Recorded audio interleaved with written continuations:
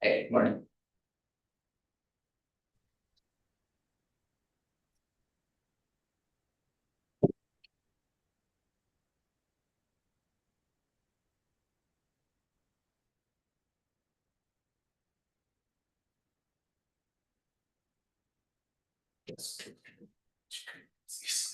Yep.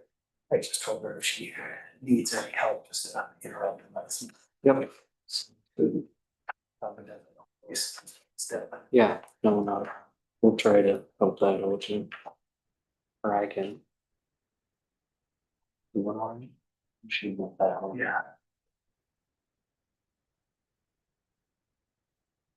Josh, on that, when we get to that list hard Yes, discussion, I get about, pull this up, and keep it to 5 to 7 minute presentation on that, that will.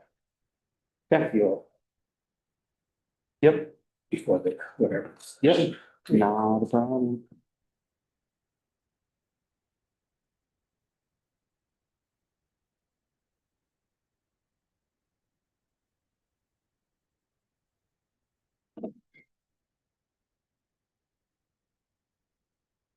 All right, we do have 10 a.m. Call the meeting to order and we'll rise for the pledge. I pledge allegiance to the flag of the United States of America and to the republic for which it stands, one nation, under God, indivisible, with liberty and justice for all.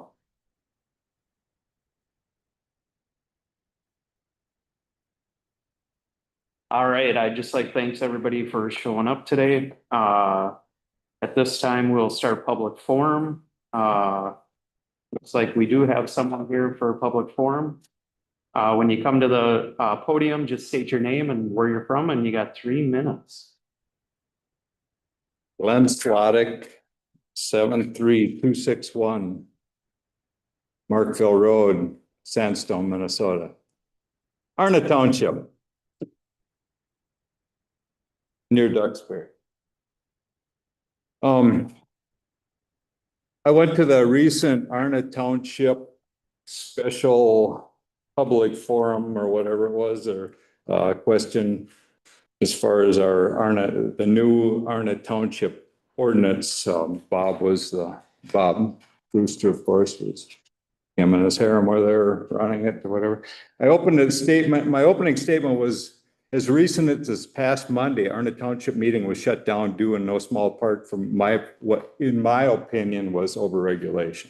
And then my first question was, has it been dictated, mandated? And this isn't a direct quote. This is how I remembered writing it down last night at 3 a.m.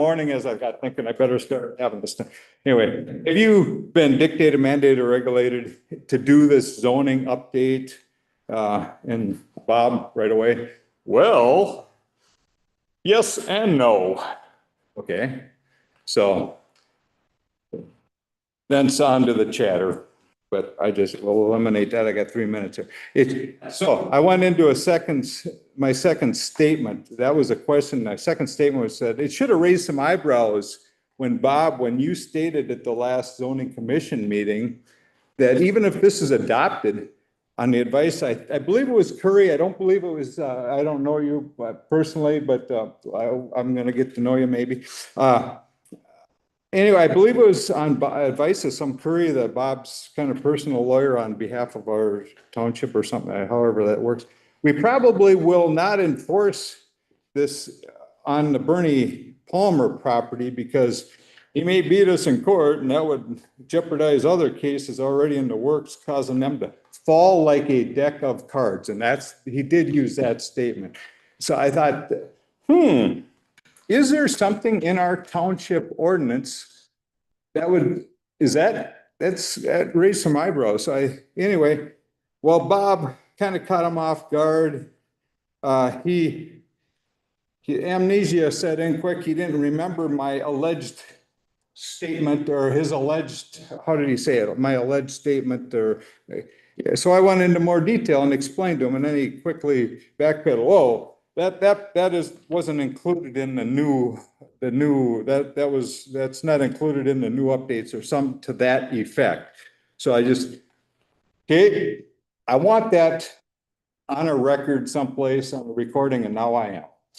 And so, and then my second question to Bob was, what are the parameters? I prefaced it with, geez, Bob, you've been doing this for 40 years. You're smart, you know a lot of angles and know how to work it. And basically, we all hear, we know one's man's seemingly endless barrage of confusing babble, a master of deception, manipulating information to deceive the uninformed is one way you could look at it, maybe.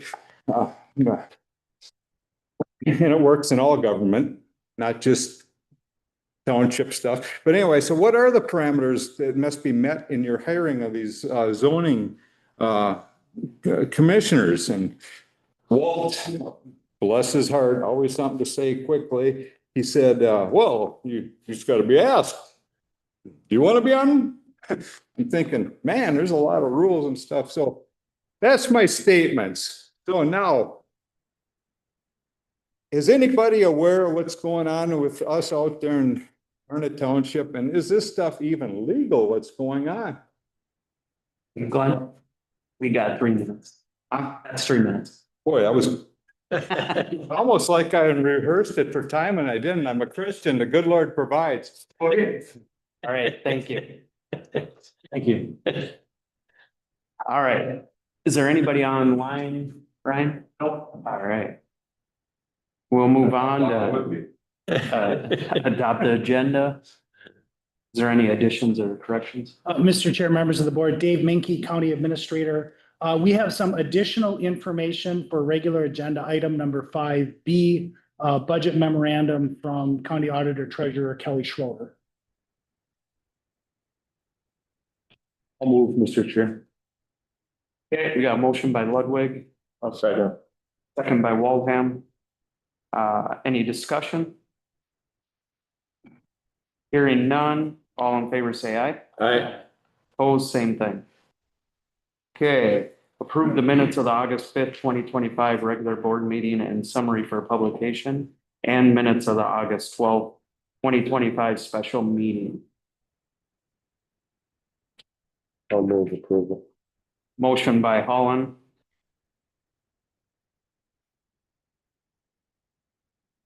Second. Ludwig.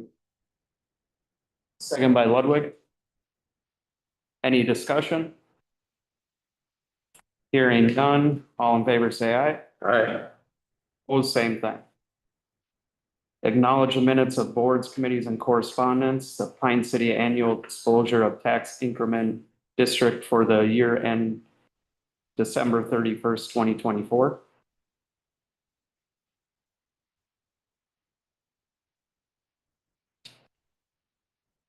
I'll move that also. Motion by Holland. Second. Is that Nelson? Yes. Second by Nelson. Any discussion? Hearing none, all in favor say aye. Aye. Opposed, same thing. Moving on, consent agenda.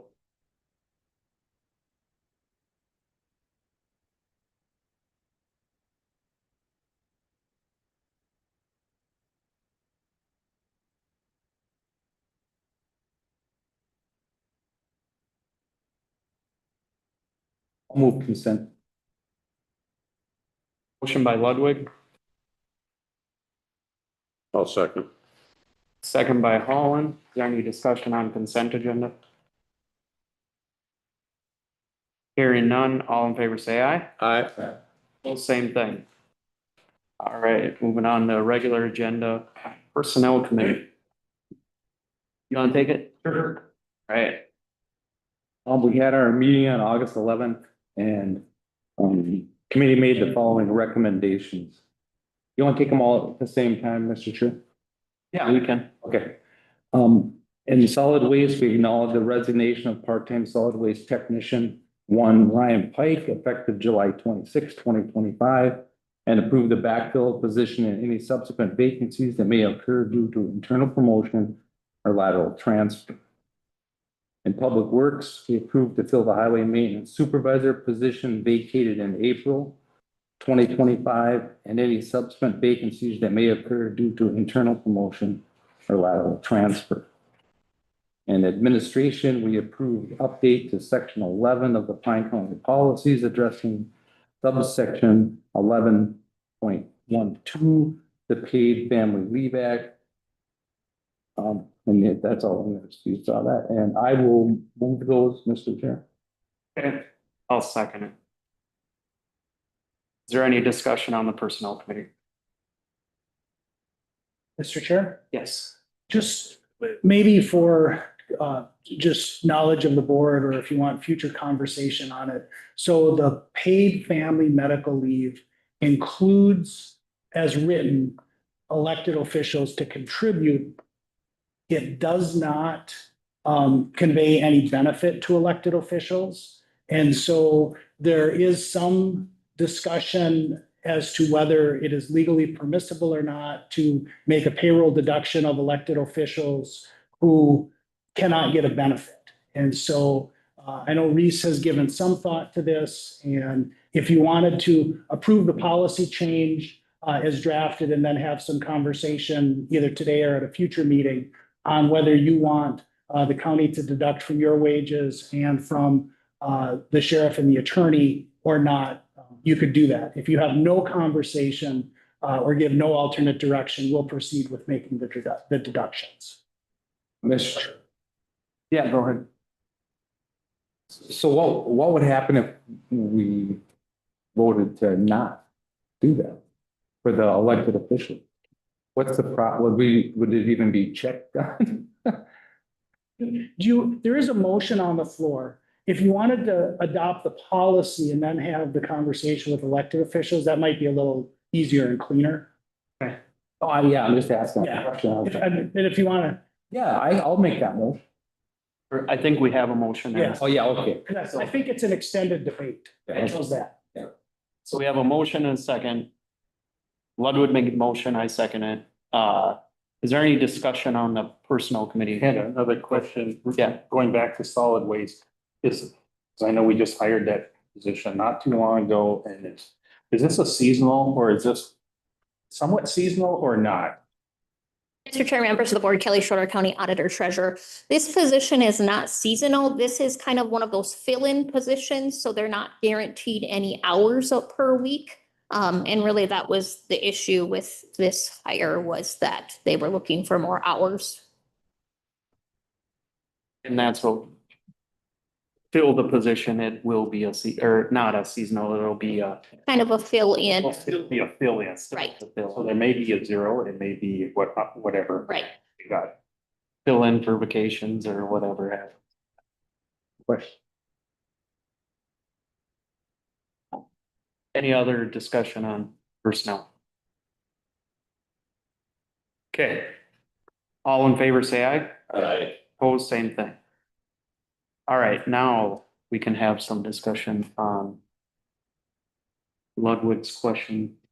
Yeah, and Mr. Chair, members of the board, so the conventional thinking is that, and the thinking of the state is that the payment must be made by elected officials. Although as an elected official, you cannot use the program because your salary is a fixed amount of money regardless of the number of hours you actually work. And so you would not be, your pay would not be reduced if you had an event, you were sick or injured or caring for, any qualified reason. Your pay would not be reduced, so you would not have access to the payments from the paid leave program. And so some attorneys have given this thought and think that that's an absurd outcome under the law to have you pay for a benefit of which you under no circumstances can access. And so I know Reese has given this some thought and can explain it certainly much better than I can.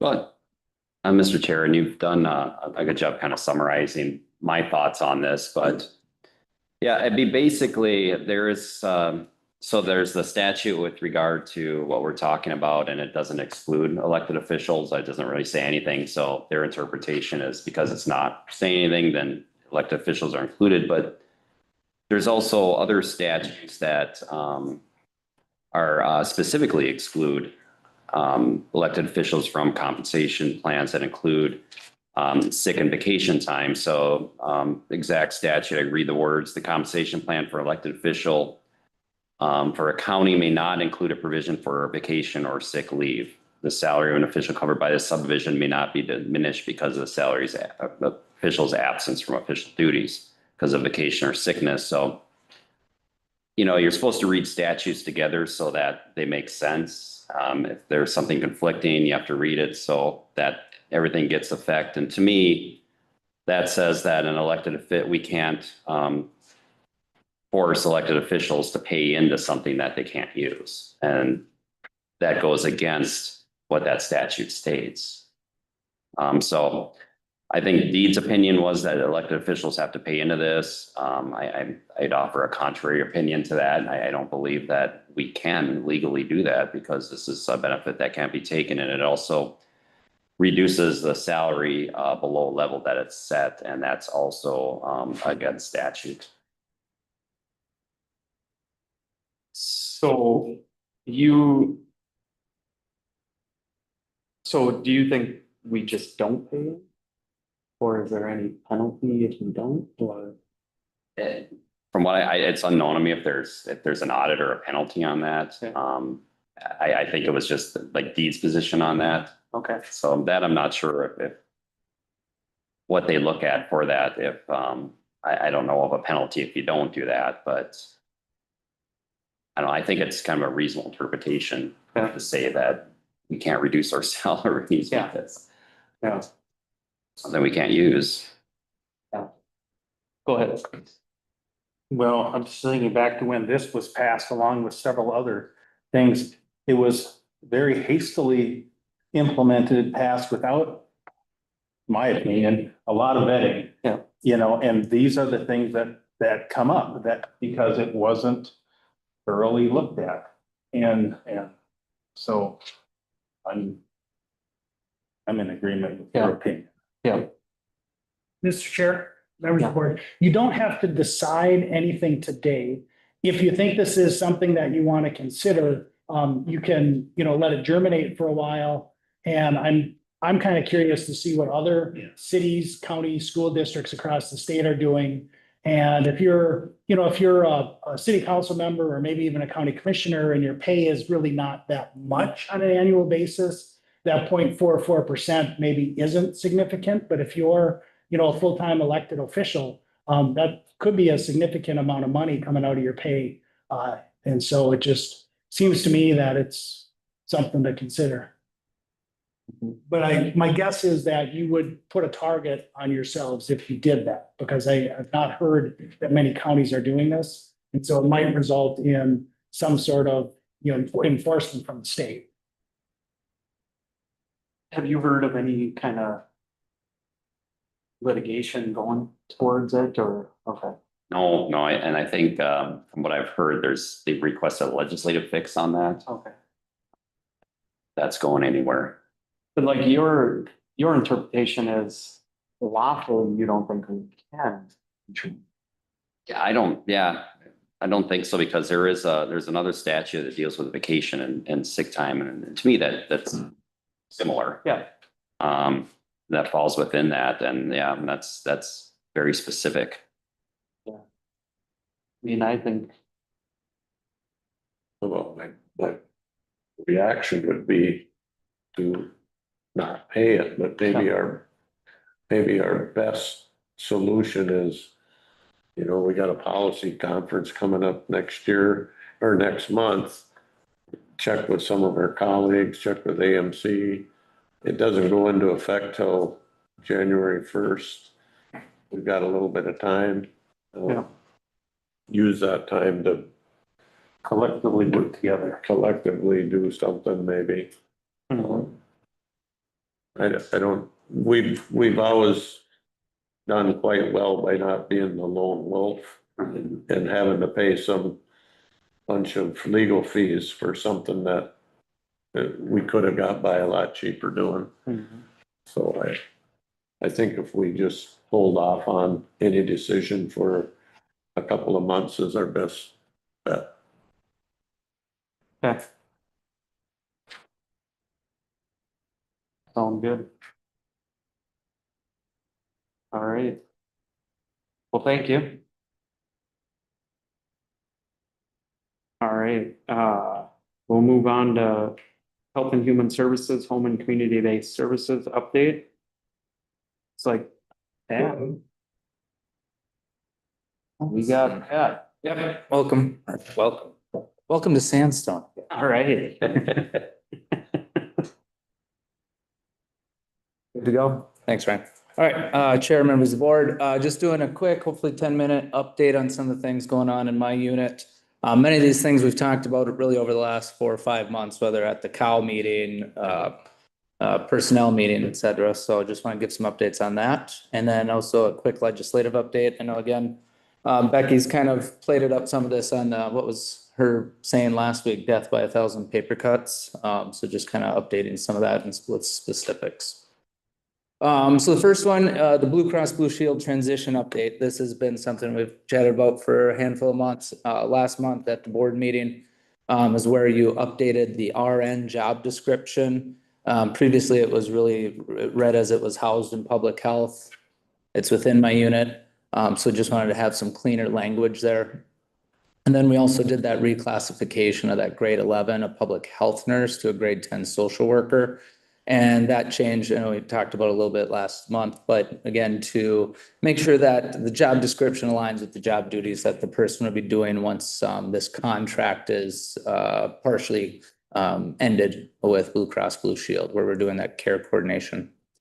The transition of that change of no longer doing the care coordination with Blue Cross Blue Shield really begins 9/1, kind of is starting, immediately. The reason I'm saying it starts 9/1 is so community members, as of 9/1, they would no longer come to Pine County to get their services if they are new to that program, new to Medicaid with Blue Cross Blue Shield over 65. They would start being served by Lutheran Social Services after 9/1. But our end date is 10/1. So we have that month. It doesn't make sense for them to come and work with us for 30 days and then say, hey, here's someone new again. So that transition is starting. I have completed on 10/1, but really there's going to be some of that carryover. Blue Cross Blue Shield has asked us to do a few things those first 2 weeks of October. I don't foresee an issue with it. And at the end of the day, it's the best kind of customer service that we can provide to the individuals that we already work with, right? To make sure that's a good transition. So with that being said, the 3 staff that are currently doing that, they're already started cross-training in their new roles over to MinChoices and to case management. Of course, they're still doing it's still a full-time job with that care coordination with Blue Cross Blue Shield, but they're attending meetings with the other staff members, doing some trainings as they can. So hopefully we can hit that ground running in October. And then the note in the bottom left there, as I'm looking at it too, just so you have an idea, there is 157 individuals in Pine County that are currently getting their care coordination, or think of it as case management, through Pine County, contract with Blue Cross Blue Shield, that will now transition to get their care coordination through Lutheran Social Services. So it is a fairly significant amount of people. Mr. Chair. Yeah. So is there going to be any, I'm just wondering how smooth it's going to go on. I expect it to be smooth, but so they don't lose coverage? They won't lose any coverage. They're, the services that are set up for throughout the year are going to remain that way. And actually, I think it was Carter County maybe is doing the transition the same month with Blue Cross Blue Shield to Lutheran Social Services. So Blue Cross Blue Shield is putting a lot of effort into this transition and working with both counties. Thank you. Yeah.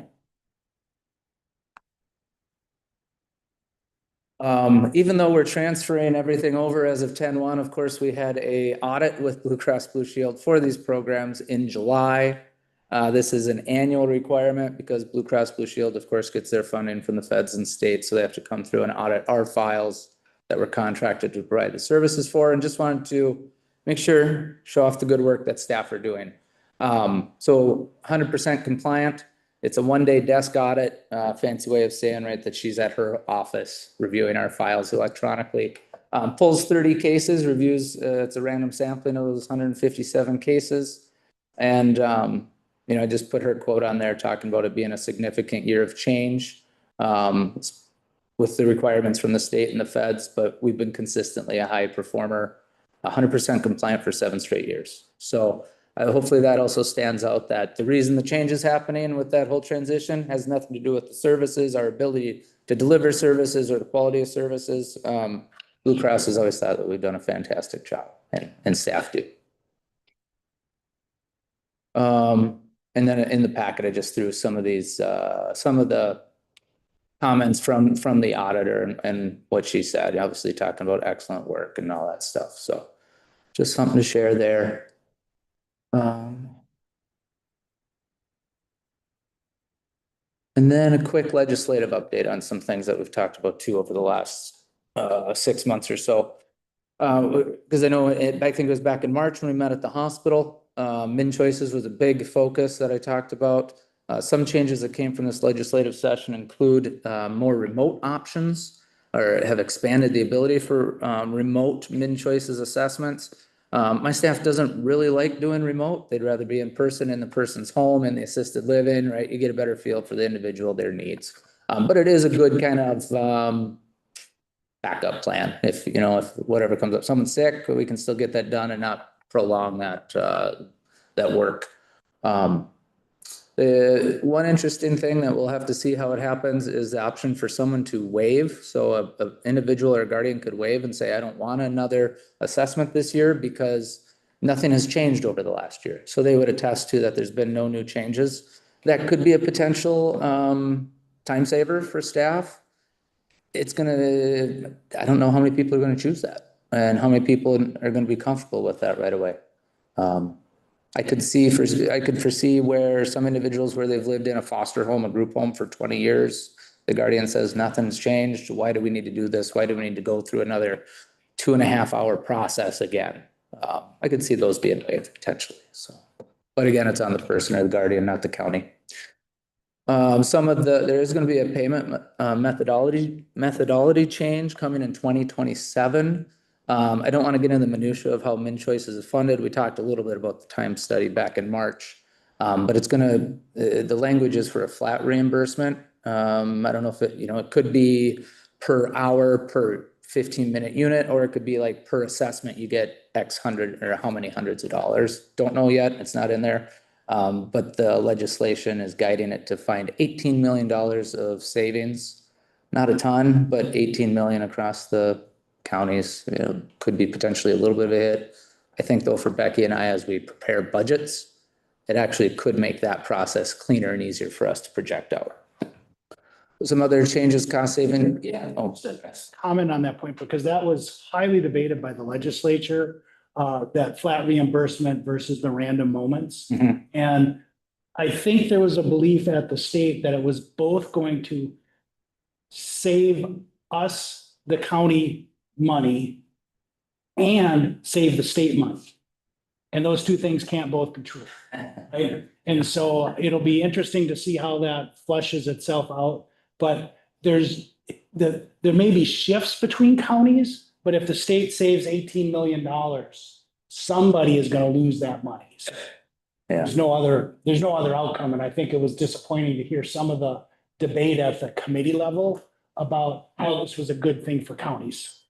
Yeah, to your point, I think if anything, it's that budget process and Becky and I projecting out a year or two on what that looks like, where the random moments can fluctuate by tens of twenties of thousands of dollars each year. So it gives us a little more consistency there. But yes, if they're saving money, we can't also save money, right?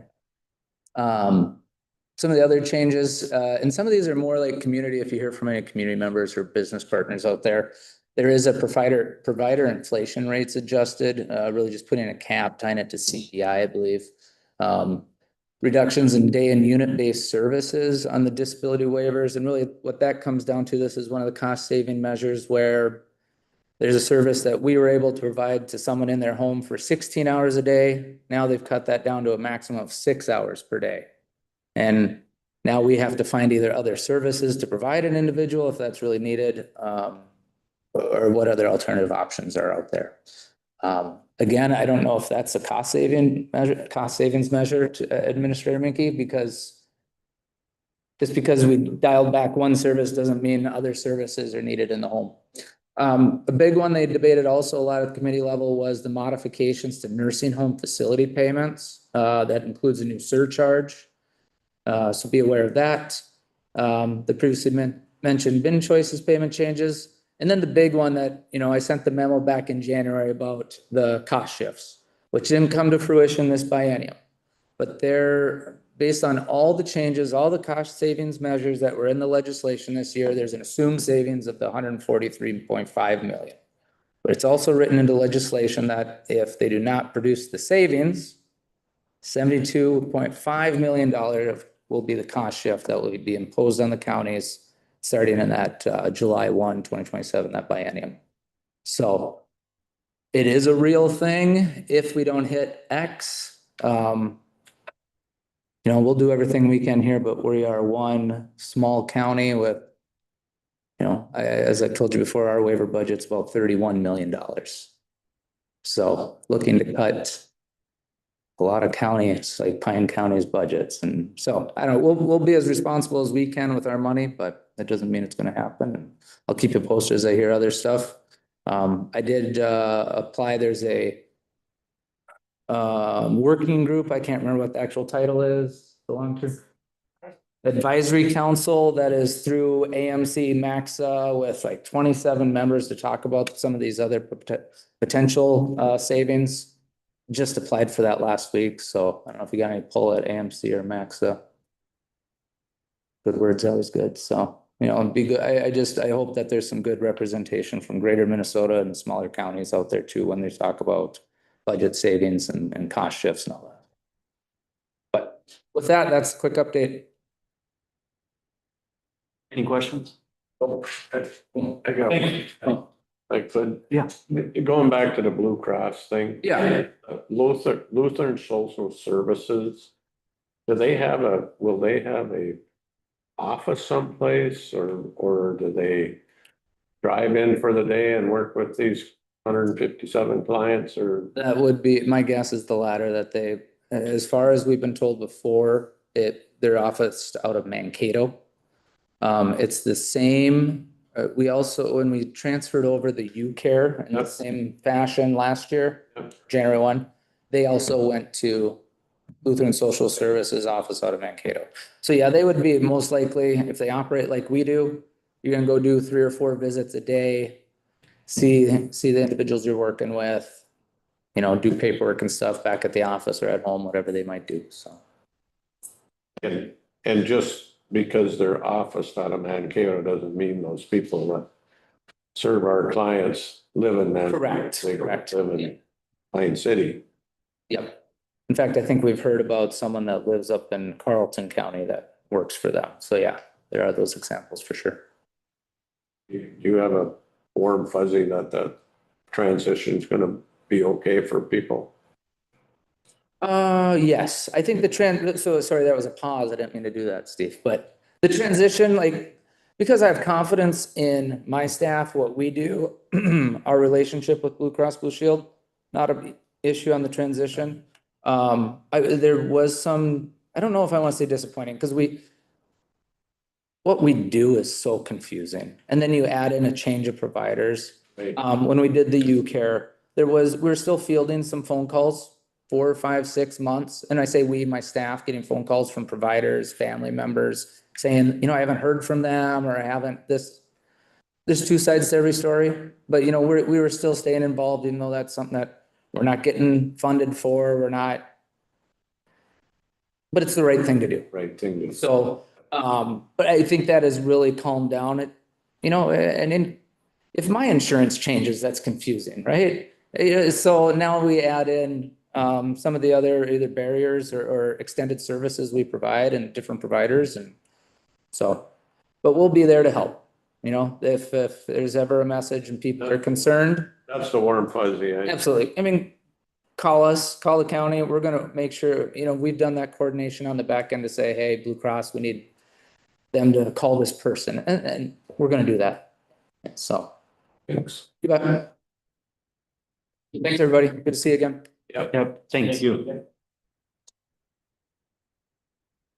All right. Lassard Sam's Outdoor Heritage Council project list discussion. Rob? Yes, I had, we had actually got that list 2 months ago. You know, they provide that and just a little bit of background. You know, that the Outdoor Heritage Council gets about, this year, it looks like about 150 million that they're getting, and that's essentially, you know, lottery money was designated towards the environment. Environment, again, kind of broad term, but anyways, so they got 150 million. They have requests of about 500 million, so, you know, about a third of these projects in some form or another are gonna get funded. But they did provide a list of what's happening in Pine County. And I don't know if you got a chance to go through that with a fine tooth comb, but I did. And so I wanted to kind of give us, you know, some of my, I won't make comments on, some others I will. And so if I could just quickly run through it's about 5 different projects or general areas. And the first one is in Shingwatana Forest, and it's about $500,000 of work. Brush mowing was probably the biggest one, 750 acres. And I'm assuming that is, trying to read through the stuff like sharp tail habitat improvement and such. But that was by far the biggest thing. And then they had some conifer release and prescribed burns. So that was a request there. Next one, there was a request for Hay Creek, which is north of, well, it goes through St. Croix State Park. And it was for trout stream improvement. And that was you know, they kind of lump these projects together. And so you kind of try to decipher what really is our portion. So it kind of looks like about 1/2 mile. They said 5 acres, but it works out to about 1/2 mile of stream, roughly $200,000 of, I don't know, restoration or something to improve habitat. So that was number 2. Number 3 was the Barn Spring wildlife management area, and that is out by me. And that was for about $54,000 of phase 9. And that was by the fisheries department, for projects that, you know, I think they were turning open land back into like pollinator or whatever. And this one maybe is, and I go back to our comprehensive plan, you know, and I looked at that, and we have this, we have in our plan, preservation of ag land as being a high priority. And sometimes even in our own plan, we have things that compete. For example, preservation of ag land, but we also have housing. And those things do compete with each other. And so we've got to sort that out. So I think here we have another competition in a sense of we're losing ag land that had been managed by just little pieces of it, you know, by 5 or 6 different landowners around this piece. And so now the state, you know, a while back said, well, we're gonna do that. And this go around is $1,000 an acre cost. Now they've already spent at least that much or twice that much already. And it's like, is this really efficient? I mean, maybe there's a win-win here for, you know, for the county and for the state, but it just seems that, so I just bring that up as a concern. Number 4, and it's probably 4 and 4A, the last ones. And this has to do with, I think it's conservation easements and conservation acquisitions. And those things, again, I see there's a potential conflict with our management plan because we're talking about, you know, and maybe even more so this year with our budget discussions, and we don't want to see our valuations go down, but when we see large chunks of land or even small chunks, you know, either going to conservation easement or outright purchased, what happens to that tax capacity? It goes down, and so then that burden is borne by who's ever left. And so, again, these are probably worthy projects, you know, but you see the conflict there that happens and the effect sometimes that we have to kind of weigh out, you know, what's happening here now. One of them, actually, it's a big one, a big request by our soil and water. And it's not just Pine County, because it's that one watershed, it's a Snake River, the Kettle River watershed, you know, which I know we're involved with. And that was a $5 million request, you know, and I don't know how much Pine County has of that, you know, but it will have an effect. I mean, there is the positive that they're trying to accomplish, but it's going to have a negative effect on our budget, you know, down the road. And maybe the last one that kind of combines with that, it was not by our soil and water, but this was by the Minnesota Land Trust, had made a request for, I'm not sure what the total amount was, but it was some actual acquisitions, not easements. And the ones that affect, in Pine County, it's not huge. It's an 80-acre parcel up in Chingwatana, down in Chingwatana, and another 80 parcel up in Nemadji. You know, that's not much. But just across the border in Kanabec County, if I was in Kanabec County, I would be concerned because they're looking at a 300-acre parcel and an 840-acre parcel, $2 million. That's a lot of land that's coming off of Kanabec County's tax roll. Now, it's supposed to be PILT funded, we know it, but does that really make up the difference? We know that doesn't. So these are things that have real budget implications, and sometimes we as a county, we're just almost, I guess my question is, how can we get more invested in the process? Because it seems like, well, here's the stuff, here it came to us, the list was already done, you know, yeah, there's a hearing coming up, but we're kind of behind the ball on some of that, and how can we steer those things? Maybe my last thing, and this is probably, because it's not in here, and it's really, so I go back to our comprehensive plan. It talks about recreation, and part of that recreation in that plan spells out bike trail, you know, and it talks about that and the importance of connecting from you know, to the Munger Trail and such. Okay, so did you know that this last year, MS 150 goes, you know, they've done that for years, but they actually routed off the Munger Trail onto 61, even with all the freeway routed traffic. And they did that because there were parts of the trail that were so bad that the people were complaining that they were not going to go if they had to go on those sections. Now, does this make any sense? We're spending millions here and we can't, and this comes right from our legislators, you know, right out of their mouths. They're the ones that told me what's happening and they've been working on it, but it seems to no avail that we can't, we're doing all these sort of, well, let's try this experiment, all these things. And here whether you like bike trails or not, we have it and it's falling apart and we can't get anything done about it. So we're gonna be spending money to connect to what? to connect to something that we think is great, but in actuality, it's not. It's in disrepair, and again, it's frustrating how. Because that's an important part, and again, it goes back to what our county's priorities are.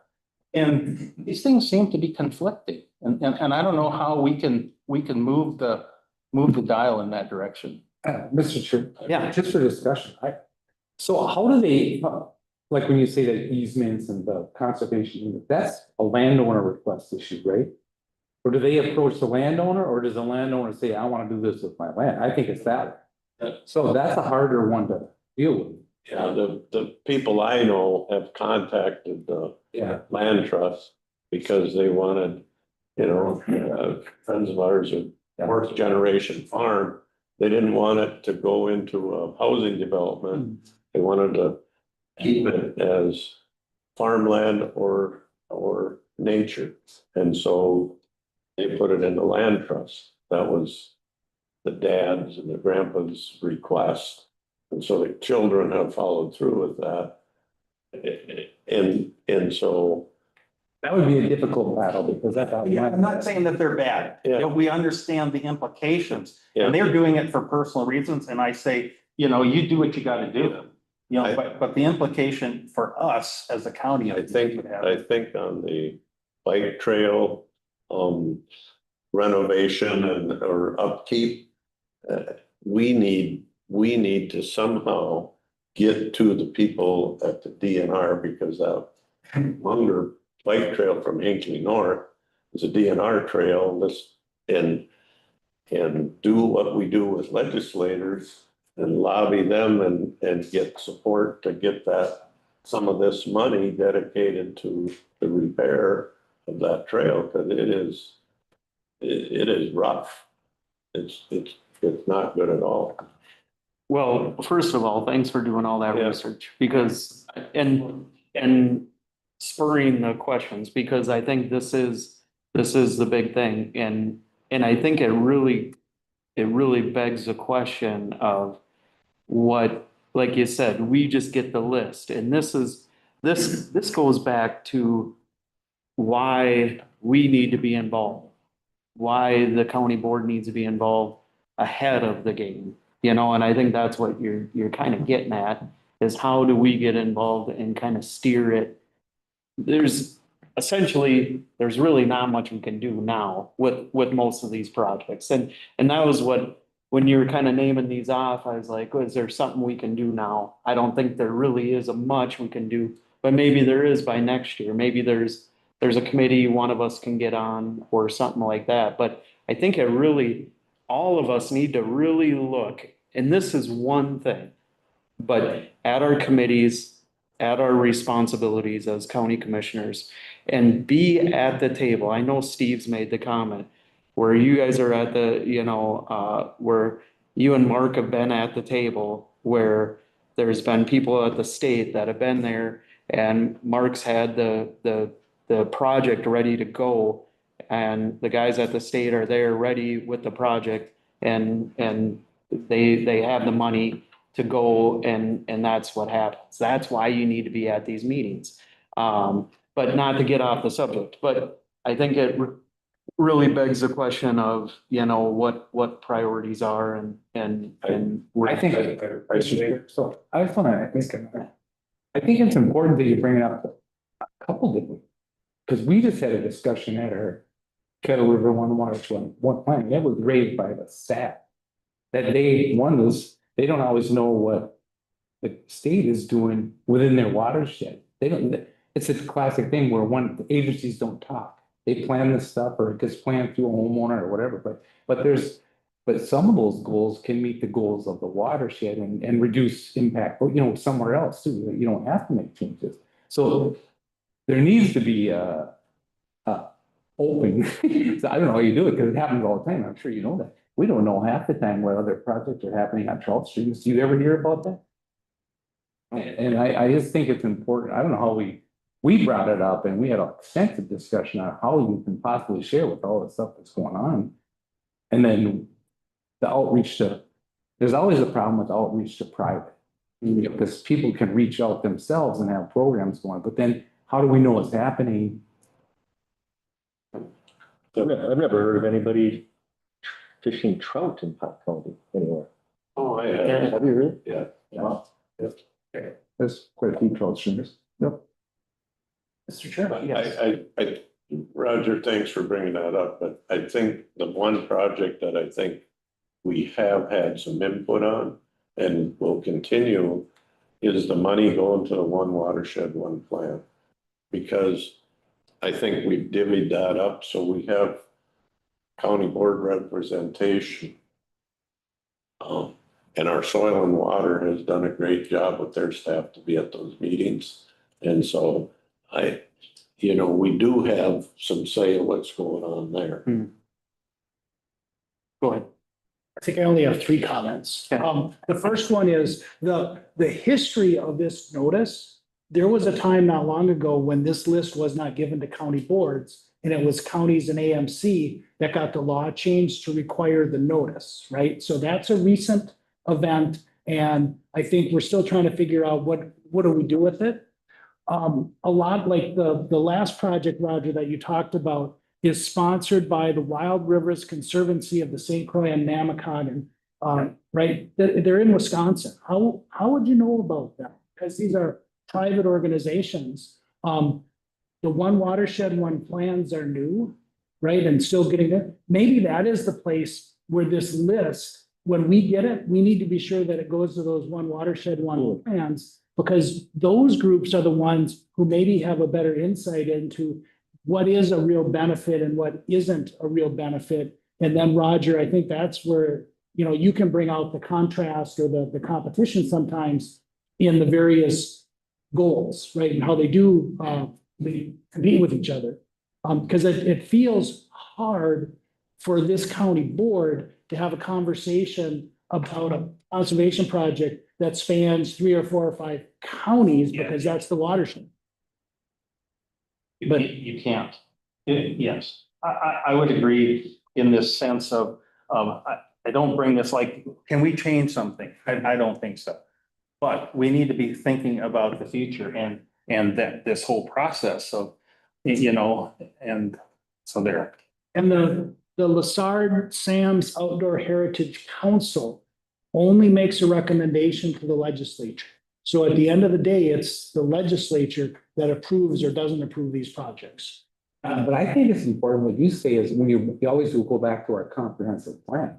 And I don't know if the SWCDs look at it, how often they look at our plan and remind themselves, I'm gonna bring it up at one watershed plan, and maybe you should bring it up on that, because we talked about that, Well, there is our standing as a county to counter something. It isn't my opinion.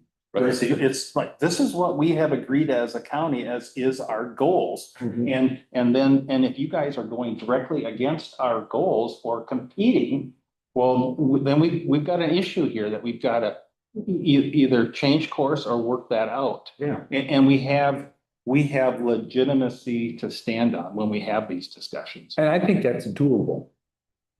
I really do. Yeah. But we need to remind ourselves. Sure. So thank you for bringing it up, because we forget. Well, thank Kelly for bringing up the one watershed, the comprehensive plan. Yeah.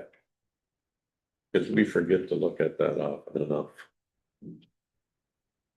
All right. Sounds good. All right. Moving on, County Administrator. Consider the approval of Resolution 2025-33, appointing Kelly Schroeder as County Administrator effective September 5th, 2025, and approving the employment agreement between the County of Pine, State of Minnesota, and Kelly Schroeder. Authorize the board chair to sign. I will move that resolution. Okay. Colin made the motion. We got a second? Second. Second, Ludwig? Any discussion? Hearing none, all in favor say aye. I Opposed, same thing. oppose. Okay. And then B, consider requesting the personnel committee to consider alternative organizational structures. Do we need a motion on that? Is that what we're looking for? Or Maybe, I just want to be sure that you have as clear a direction as to the proceeding on the next steps as you need. So, did everybody get a chance to look through that? A little bit. So what? Now that Kelly's gonna be the administrator, we're gonna probably restructure, well, not probably, we are gonna kind of restructure the auditor treasurer job description or kind of write it. Mr. Chair? Yeah. I can maybe help give some background. So when Kathy Clemmer retired and we transitioned to the appointed auditor, the county board conducted interviews for auditor treasurer. When Kelly was identified as the top choice, the county then did some restructuring to continue her supervision of the departments that she had already been supervising prior to becoming auditor treasurer. And the thinking is that it's unlikely that there is another auditor treasurer in the state of Minnesota who has that unique set of qualifications to continue to supervise all of those areas like assessing, recording, land. Land is probably a good one to stick with the auditor, but the planning and zoning and environmental. And so it just is going to take a little bit of thought as to who would report to Kelly Schroeder and what backfills, what are the skills of the backfills that are needed. We still have a vacant land and resources manager, and presumably will backfill for an auditor treasurer. So none of this is gonna be because when we were talking about this, none of this was gonna be any added bodies. It's just gonna restructure kind of what their job duties are gonna entail. So, and what they're gonna oversee. It's part of evolution of management of this organization, and it's imperative that we do some changes depending on the personnel we have to fill the holes. Mhm. And so I think it's just part of what we need to do. Mhm. Yep.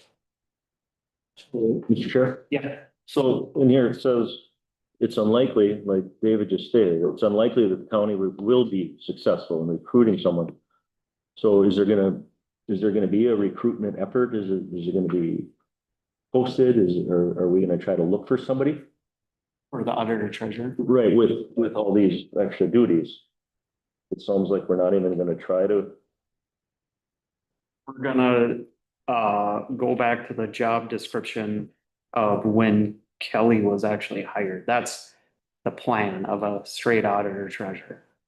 So not the current one is what yeah. So back in 18, yeah. So we'll get that. It's not listed yet, right? Yeah, because we had to do this today. So it'll be probably listed here shortly. Yeah, go ahead. Before we get to that listing part, I guess I'd at least like us to come back to this board to say, okay, this is the structure that we're going to have. And we approve the structure, then you can find the people to fill that. Yeah. I think we're getting, again, the cart before the horse. Yeah. In the sense of, this whole body's got to, because these are pretty high up positions. Yeah. And we need to agree on the structure first. So if the committee is gonna do the legwork, but then come back at the next meeting, I'm hoping that it's not gonna take too long. But at our next meeting, is that what the plan is, to come back with the structure? I guess it would Yeah. go through personnel and then come back. Yeah, and it could turn around as quick as personnel committee wanted to meet. Yeah, I never thought of that, because it's gotta go through personnel and then come back. Well, So, it doesn't have to, but I think but it that should. let them do the legwork on it. Yeah. And then if it could come back, it's only a couple of weeks from now. Yeah, so September 2nd will be the next regular meeting, and I would think that the personnel committee, kind of looking at Matt and Josh, could do some work by then and have some options prepared. Yeah. Yeah, I think, to me, that's reasonable. If staff think they can get it turned around by then. Okay. So we don't need no action on that, right? It was just. Yeah, there's a consensus that the personnel committee will meet between now and September 2nd and bring back some proposal or options. Good. All right. So 2026 preliminary budget discussion.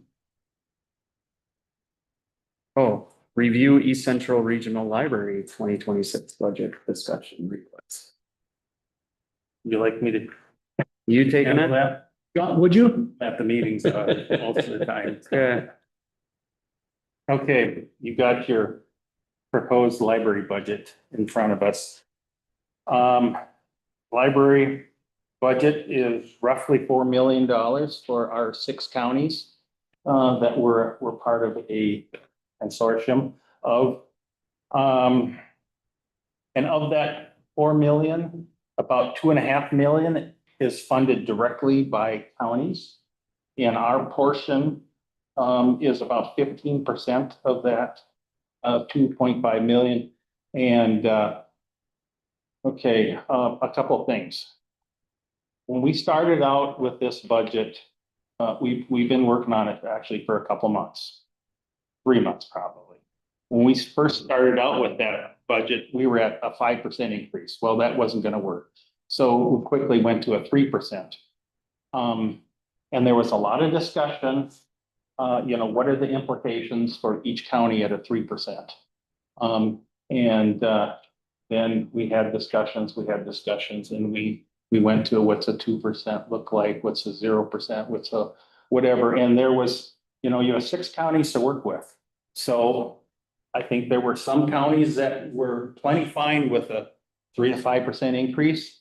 There were some counties that wanted a significant reduction. We ended up settling with a 0% budget, which it was a lot of work, a lot of working through the numbers. And here's the thing about this budget, and I think this is one of the caveats, that there is no county that has an increase as far as a levy. And that's what we wanted to see, again, a lot. And so you'll see Pine County's, our request for Pine County is actually, it's on the bottom. It's 386,000. Last year was 392. So we have about a $6,000 reduction. Now you'll see that there are other counties, probably the Kennebec has only about $1,000 reduction. Whereas Chisago has about a $50,000 reduction. Now, some of those things, why is that different? It's because of the formula. We are beholden to a formula, and some year it all depends on, it's a third tax capacity, a third on population, and a third on usage. And we built a new library facility in Sandstone last year that was opened, and people want to come and use the library, and I mean that's expected. So I mean that sort of pushes us up a little bit, and so the proportion falls more on Pine County when in those sort of years, and when other counties do things like that, then their portion goes up, in proportion. So that's how those sort of things shake out. Now, along with that, part of the give and take on trying to get down to this sort of budget is there will have to be some cuts at in some of the hours in some of the counties. But we also had the option of buying back those hours, and that was, which is already happening. So for example, Chisago County, which $50,000 under, they already said they're gonna use some of that money to buy back some of their hours, you know? Now, I don't know that they haven't worked that plan out. It's not significant hours for Pine County, but it is gonna be maybe a couple hours or here or there, you know? So part of it is we can wait and see, and if we find that this is a flexibility that we built into this. If counties feel that they are getting shortchanged on their hours and that the public is demanding more, we have the option to do that. But rather than set the bar so high, so I was really happy with the give and take between all the different counties to kind of work this out. Because there was a big gulf there. Yeah. It makes sense to me. I suppose they'll post. If there is a change in hours, they'll post it so people can be aware and get there when it's open. We will have the plan well ahead of time. So even before the first of the year, we will know kind of what the impact is gonna be on each county. So we can react accordingly. But at the first go around, which, I mean, there were some counties that wanted ready to make the motion. I mean, it was gonna be an increase of 30,000 for us, you know, and it's like, we just can't do that. We just can't. Yeah, and I think people can adjust if it's just a couple hours here and there. Now, there has been the talk about, you know, minimum maintenance of effort and what that is, you know, and where Pine County fits in that, you know, because that's 130,000 underneath where we're at, and every county has that. But if you try to operate outside of the joint powers agreement, you are bearing the full brunt of the cut in your branch libraries. You're not bearing that in the administration or anywhere. So we could go out on a limb, any county could, and say, well, we just want to go back to the minimum maintenance effort. Great. So we're still on the hook for 290,000. And our libraries will be absolutely shut and bordered because there will be no money to run. because that's all deducted right off of all the branch libraries. So let's face it, we're not gonna go there. Who wants to go there? Who's got the stomach for that? Yeah, I don't think anybody does. It's not in our best interest. So I don't know if it has to be approved by 4 counties in order for this budget to be approved and in effect. So I think at this point, I don't know that there's anything more that we're gonna do. And so I'm ready if we want to actually to move this budget, and then we can get on with the process, and so that other counties can get that work done and we all know where we're at. I think good work, Robert. I think it's good work you did. I would. Do we need a motion on? I'll make the motion. I'll second the motion. Okay. Motion by Nelson, second by Holland. Is there any other discussion? I'm just looking, it looks like transfer from previous year's reserves is that 124,000, is that what you used out of reserves? Yeah, in order to make this budget work, we had to go into our reserves. Okay, And so we're, because costs go up. I mean, it's employees. And so we are using some of our reserves. We're doing our fair share Yep. of trying to weather this storm. yep, okay. I was just curious, because I know they had a pretty large reserves too, so, but, Yeah, it's not gutting it by any means. Yeah. But it is using some of that. Yep. So instead of, which is good. I mean, you don't need a huge reserve either. I mean, you need some, don't get me wrong, but, you don't, that was kind of part of what we had talked about on there, so. Okay, any other discussion? Yeah, I have a discussion. Yep. I requested it before. What's like the, I guess, ridership, or how many people use this, or what's the daily like customers that come in and use the facility? Did they give any information on that? I mean, watching the news now, you see, like with the light rail, I mean, it's for a targeted group that a lot of people contribute. If you don't have the people using it, another tough decision. They had to shut that down. I know they have door counters. Yeah, I mean, Yeah, we. Circulation. Yes, we can, there's a report and, we can certainly have, our director come and give you that full He report. usually reports every year. Yeah. yeah, Yeah. just haven't seen her in the last, and then, one right here, salaries, and the salaries is 2.8 million. Of the, That's 4 million. well, right, yeah, right. But I guess, like I said, watching the news of the light rail. This isn't a light rail. This is a library.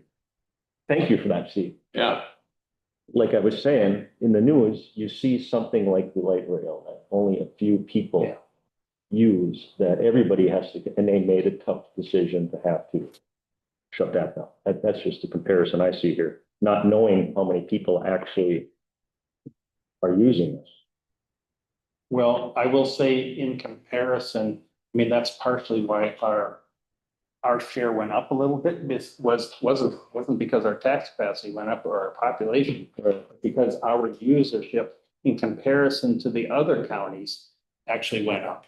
Yeah, the So local paper just had the whole write-up on numbers. The numbers were up. And the 130,000 you mentioned, that is what we pay over the state mandated amount that we're required to pay. Correct. Okay. Yeah. All right, any other discussion? Hearing none, all in favor, say aye. Aye. Oh, same thing. I oppose. Okay. 2026 Pine County budget discussion.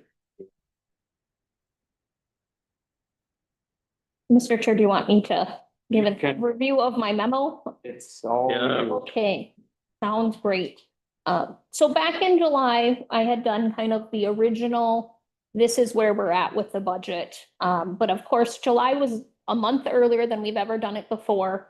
And as I said at that time, we had to make a lot of assumptions. So even a month later now, we have new information than we had back in July. So as you can see now, based on today's numbers, we're about $2.2 million in a deficit when we look at our 2026 budget. So that is more than what I had noted back in July. Departments did present on these numbers though. And so knowing that we are $2.2 million off, and our budget needs to be balanced, in the past, we've taken a multi-prong approach of expense reductions or making sure our revenue estimates are as accurate as they can be, make sure that we're not significantly under budgeting for our revenue and cutting ourselves short on that end, using reserves or tax levy increases and taking that multi-pronged approach. With the using of reserves, I want to note that the budget already has about $650,000 worth of ARPA funds in the general fund, already plugging a hole. Otherwise, this would be $2.8 million. And so, yes, those are not general fund reserves, but those are dollars that were one-time dollar fixes. So as I started to look at this, I wanted to identify just some cream off the top that seemed easy, okay, to identify. And as I looked at just our monthly interest income that we've been getting and our future investments and when those mature, I feel comfortable saying that I had already increased the revenue line item for assuming the interest we'll earn on our investments would be about $50,000 more. I'm comfortable saying it's going to be even $100,000 more than that. That is because the Fed has not dropped interest rates at all this year, as some had hoped they would do. And so just our money market and things, those rates are staying nice and high where I keep our operating funds. And then we have a significant portion of our investments, our long-term investments that will be maturing in the first half of 2026 that currently have about an average yield of about 2%. And when those are reinvested next year, they'll be at least 1.5% more than that. So that's just, to me, some easy additional revenue that we can plan for in the budget and plug that number in. The next thing was the sheriff's office staffing request. The total cost for that was $124,671. That's something to consider. That is the position that was vacated from the retirement in July. That retirement in July was funded through those FPI grant dollars. And so those dollars have now been redirected to Health and Human Services at a smaller amount. But that leaves that position with, it was an existing position, but do we want to replace it knowing we don't have the easy funding for the grant? Do we want to consider removing it or partially removing it, or like planning to hire it partway through the year rather than right away? What we want to do with that. And again, I mean, that there, as we get into harder numbers, and you can always look at other staffing. That was the additional staff that was included in the budget. I know my budget, Health and Human Services budget, we were already proposing some decreases in staff. So that was one that it was a technical additional position, sort of, because it was a position that was previously fully funded.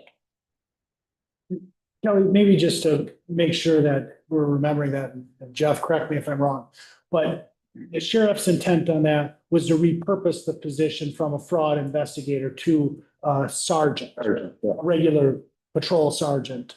And so that's where I think when Kelly frames it as a new position, it'd be a new asset in the sheriff's office. Because that was funded by grant monies. Right, Yep, and it was doing, Now, It's not. there would Right. not be any grant funds. correct. it wasn't doing typical sheriff's operation work. It was doing fraud investigation work in a regional basis. Sheriff, I do want to point out, though, it wasn't created because of that. It was a position that already existed that we were able to fund. So it was funded out of that, but it wasn't created because of that. So technically, to me, it's a net loss from budgets ago because we were able to fund it. Now it looks like it's extra, but I don't consider that. I just want to make sure that that was understood as well. Fair point. Sounds good. My next bullet point, is just looking at the jail. We've had a lot of conversation around jail and jail boarding, and jail wages. So previous to 2020, in 2023 and prior, there were several years there that we had budgeted the jail salaries and benefits at assuming we wouldn't have 100% capacity of employees, that there would be some vacancies. So we had in previous years fully budgeted for planning on about a 5% vacancy rate in those correction officer positions. In the 2025 budget, we did not do that. We were able, with staffing levels increasing, with the way that the budget worked out, we were able to budget that at 100%. However, with the budget numbers that we're sitting with, it really seems like we need to go back to that 95%, which is a pretty significant dollar amount savings, would be my thought. And as a realistic, you know, I mean, everybody would like to be at 100%, but staff, but realistically, we're never there. Because when somebody resigns, and even if it goes to the personnel committee for immediate backfill, there's a lag. And then it's hard to ever be at 100%. Right, and I mean, we're doing a lot better with staffing in the jail today, but it still appears like we could still be reasonably budgeting and at that 95% level of staffing. And then my last piece is just, again, I want to look at the revenue side too, not just expense cuts. And so since that last meeting, we were talking about boarding and things. And so of course, I like to jump on the jail roster and look, how many boarders do we have today? And the numbers have been looking really, really good. Just because in the last 2 weeks, the numbers have been looking good doesn't mean that all of next year, the numbers will be looking good. However, we do have that contract coming online with the feds that should have some additional borders. In St. Louis County, I talked to Ryan Thompson, the Assistant County Jail Administrator, and it looks like that's not like a short-term thing. It's not like St. Louis County had a pipe burst and they're temporarily housing with us or anything. It does look like that's something that could be ongoing. So looking at just that boarding revenue, we've been very cautious budgeting that boarding revenue for many years, because in the past, that was really where we balanced our budget. We just shoved a number in there, whether we thought we could attain it or not. And that's not responsible budgeting. But responsible budgeting is looking at, what could that look like truly next year? So based on kind of those contracts with the feds and kind of what St. Louis County is doing conservatively, it would seem like we could count on about 8 boarders per day in 2026. If we were to plan on that, it would be about additional $160,000 worth of revenue for 2026. I was not able to chat with Rod about that, but in gathering all my pieces and my survey of the jail roster over the last couple of weeks, that seems like it's an attainable number, and something that we need to put a target on of, that is somewhere that's going to help fund our jail. So even with that, if you did all of those in their entirety, we still have a significant budget deficit of about $1.6 million. And so you don't have to do these things even or in their entirety. They were just some suggestions that I had. But even with that $1.6 million, we have a lot of work to do. And so my thought is today, if you could give us some targets of, are you comfortable using some reserves? What are you comfortable with for a levy increase? It would help us to be able to start to identify additional places of cuts or what we need to do as staff to be able to come back to you with something that's reasonable if we had some parameters of how much do we need to find? Josh, I got a couple questions here. go ahead. Do we have any indication, I know it's only August, how much we might have left in this year's budget by the time we pay all the bills next March? You know what I'm saying? Right. Right? And that is something that I looked at because I felt like after that meeting, I think Roger, you had commented about, what is the 2025 savings that potentially we could roll over into 2026? That's Right, which in some respects, that's a very hard number to get to because we are only halfway through the year, basically. But yet we do have some vacancies, for example, in my land resources manager and a retirement I haven't replaced yet, and just different things that, we could start to get some small numbers together that we feel comfortable about, but it's not gonna be $500,000. 100,000. Is it 100? Right, maybe 100,000. But I can do some additional math, but I also get nervous because always in December, then we look at budget adjustments of, okay, is somebody over and we need to move money from here over to there. So it gets a little hairy, halfway through the year, basically, to start taking funds, saying, yeah, they're for sure not going to use them. We're using the jail 2 times, for, I don't want to say funny numbers, but skeptic, really, right? Right. And I hate counting on voting stuff. So in my head, I'm putting us at $100,000 there and adding it, 60 to that, making that about 1.7. But because we're taxing the jail 2 times, really, with managing what we think the dollars. We don't know. But the jail costs a lot of money and that. No, I know, I get it. It's good stuff. I think you don't know. Maximize the amount of revenue that we think we can get. I get that. Reasonably. If we fall short, then it's. And I don't think we're being unreasonable. So if you wanted to make that number 100,000, that would be assuming 5 orders per day, each day next year.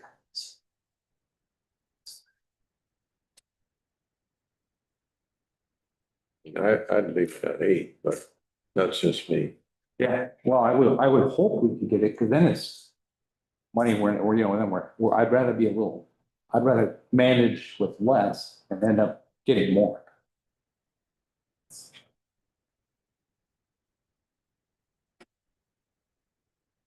Chair. Yeah.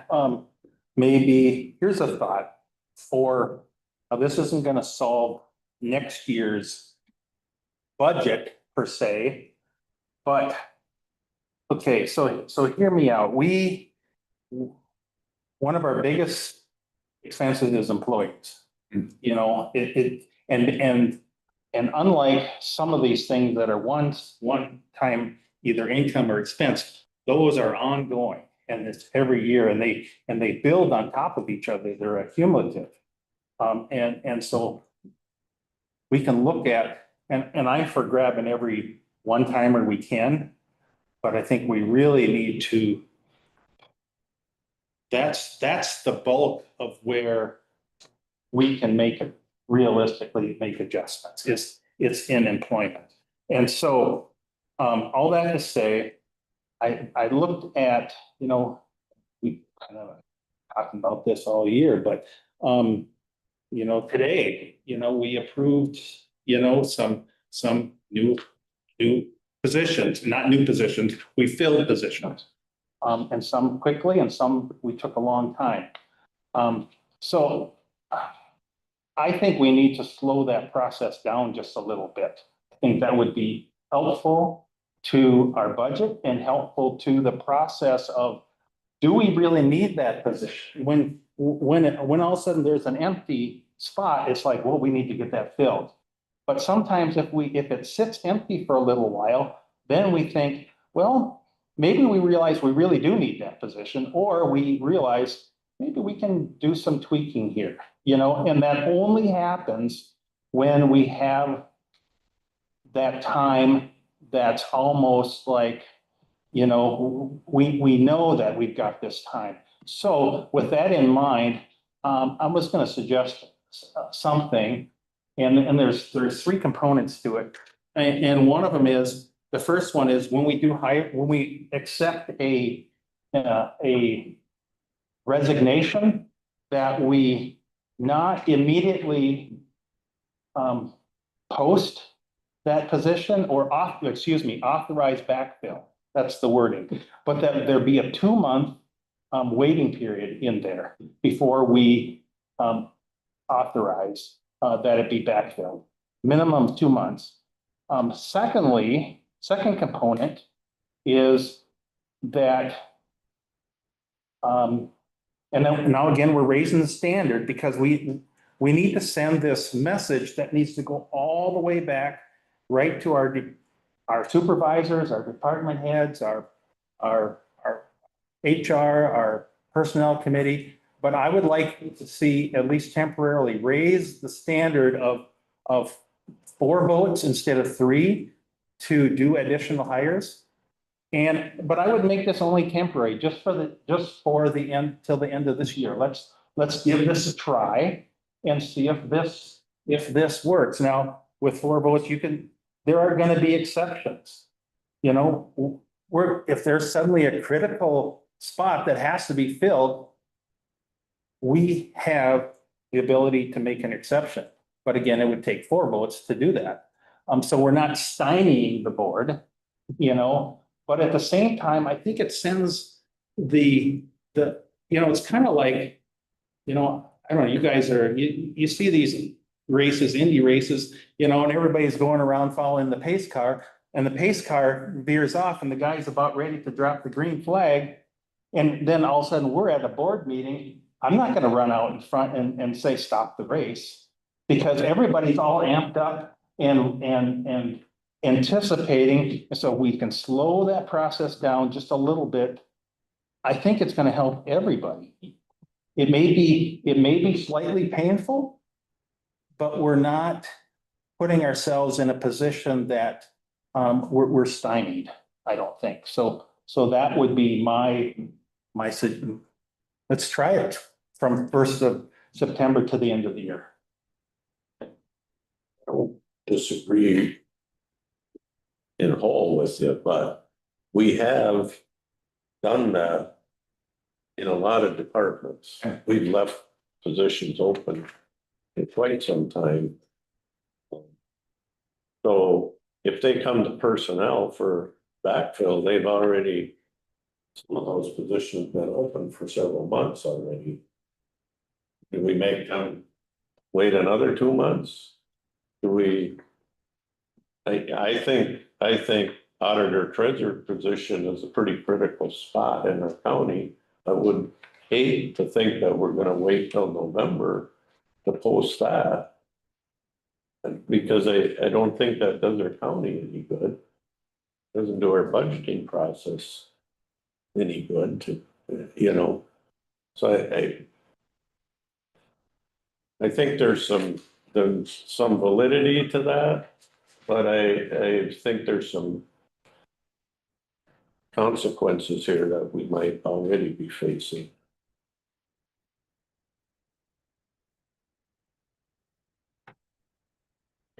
Maybe an answer to those questions before, as I want. So I would envision if a position's been open for 2 months, they've met that requirement already. And in my mind, you know, that's already been met. And as far as, you know, some of these auditor treasurer, I think that's a great example, Steve. Yeah.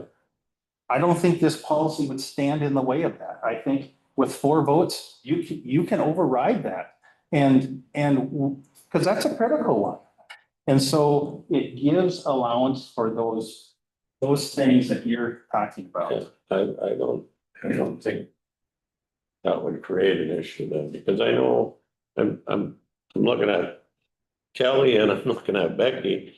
Both of them have had positions that they've held open over the past several years for sometimes multiple months until they. It's a good thing to do. We do it save money. Through and sorted them out. So we have pretty good examples of that already. And that was one of the backfills on your agenda today, was that highway supervisor that's been vacant since the spring. Exactly. That certainly is right there. Yeah. You know, yeah. It was just we can talk about it, but at some point we have to start making the hard decisions. And I don't want to be, again, this whole momentum, let's move this back, you know, and if it really comes up to, you know, then we don't have to be so. Well, I think it's all good comments to me. I think what Kelly's looking for is for us to decide what kind of levy could we handle. And then we get that number, and then we gotta figure out where the cuts are gonna happen, right? Is that what we're looking at? I think it's also a strategy, like Roger was outlining a strategy. Yeah. of how to manage expenses. Whether, you know, agree, disagree, that's a strategy. And so I think what's helpful for staff is if the board has strategies that you want us to employ to get to a balanced budget. And then I also want to put into the mix, Kelly, you gave the overall deficit of about 1.6, assuming your suggestions. There's 2 major components of that, right? There's about 925-ish in the general fund. And is it 707? 725, no. 720, about 725 in health and human services. So there might be different strategies to get to both of those, or there might be different uses of reserves. There might be different staffing scenarios, et cetera. And so just so you have rough numbers. I appreciate that, David, because I remember in maybe years gone by, Roger, when somebody suggested we just make everybody cut 3%. And again, I look at Health and Human Services because I've been on that committee for a long time. And I think if you go back for the last 6 or 7 years, they've held their budget really tight. And now this year, due to not mismanagement on their part, but reality probably, it's up there quite a ways. And so I would hope we could treat Health and Human Services differently than maybe some other budgets, because they have their own reserve, they have their own kind of budget thing that we could work with them kind of on a side issue. And I'm confident they can come up with something if we gave them a target that said, you have to use X amount of dollars in your reserve fund and make cuts, and we'll throw a little bit of levy at you. Or, you know, I don't want to put words in Becky's mouth, but I think we could solve that issue. Deputy contract through 25, and so we're gonna have, there's a through 26. 25. So we have an impact hitting this budget. We have 10, or you will have 10 bargaining agreements that expire at the end of this year. Oh, no, 8, 7. Jackie's maybe still online. There's 7. There's 7, yeah, because 3 are self. Well, that's another impact.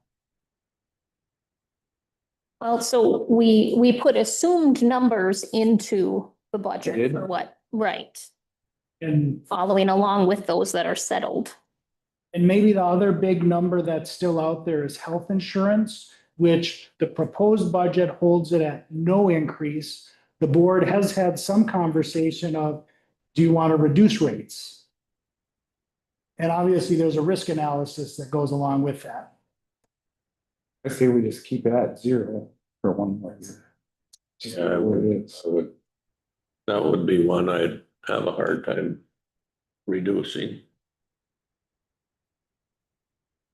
It's doing well enough, we can say we have a 0 increase. That's good. We control it.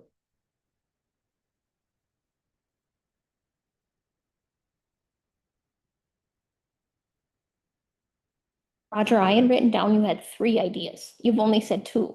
Well, no.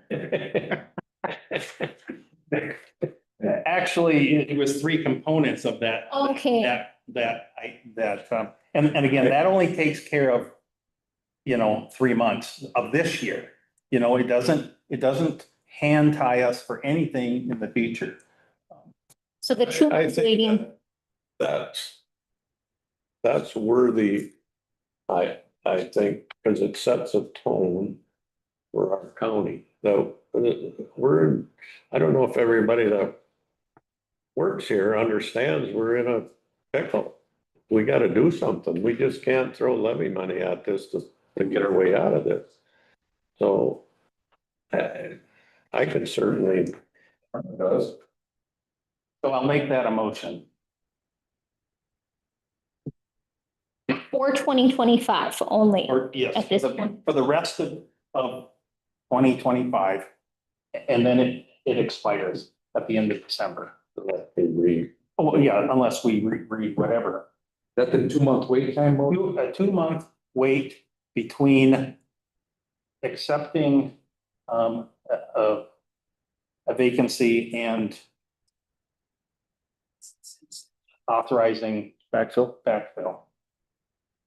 And if they've already gone through the wait period, that doesn't start from today. And that would take a 4 vote to do any hires on.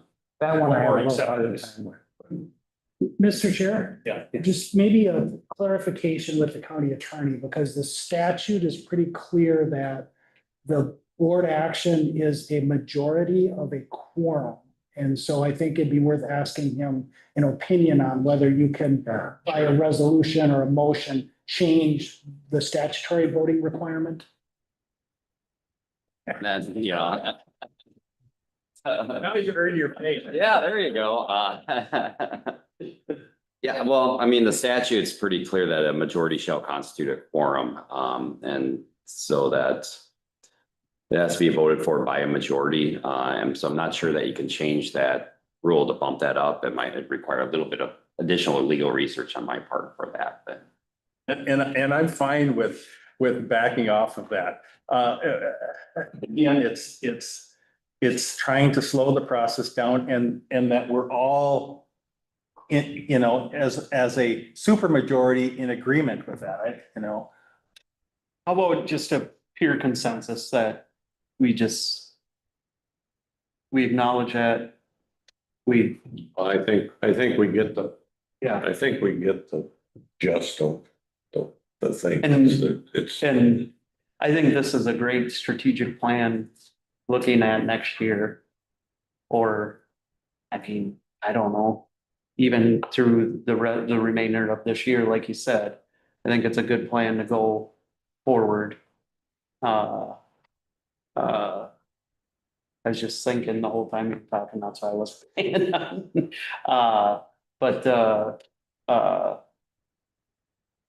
I don't know.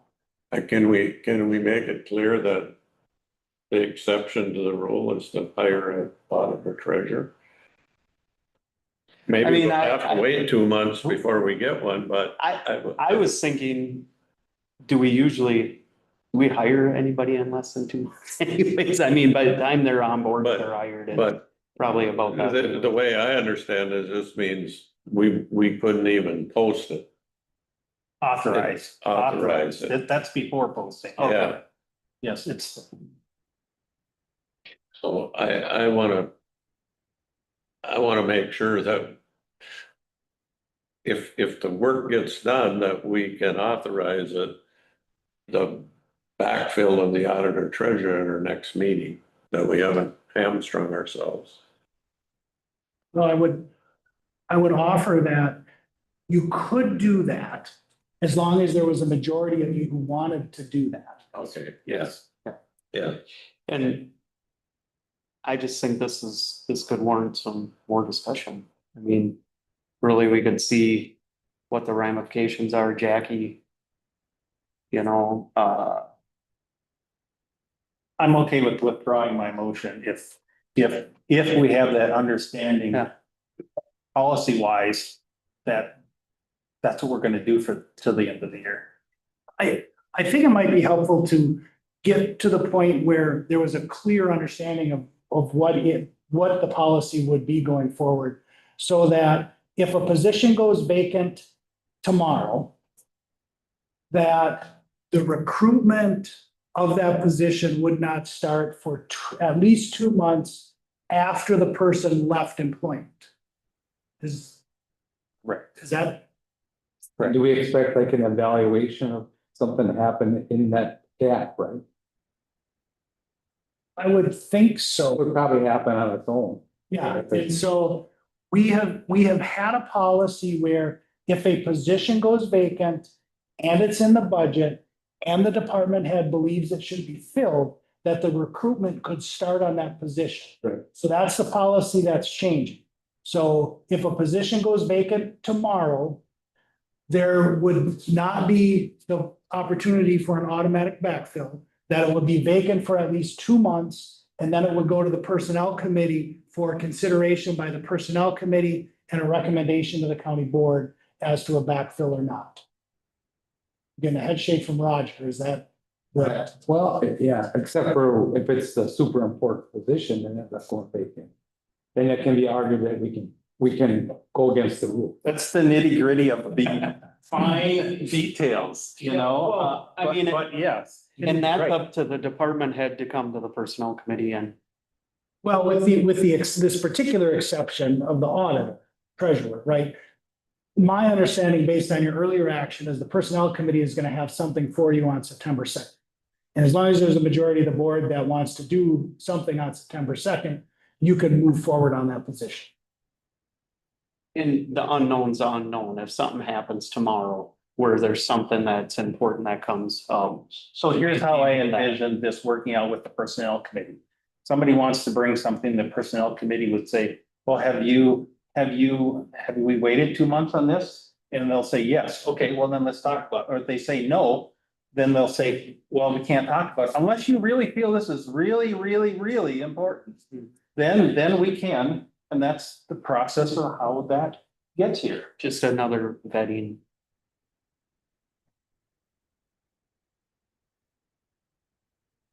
Jackie is still online, maybe before we leave that, just Jackie, make sure that you understand that because you'll be an important part of that gatekeeping.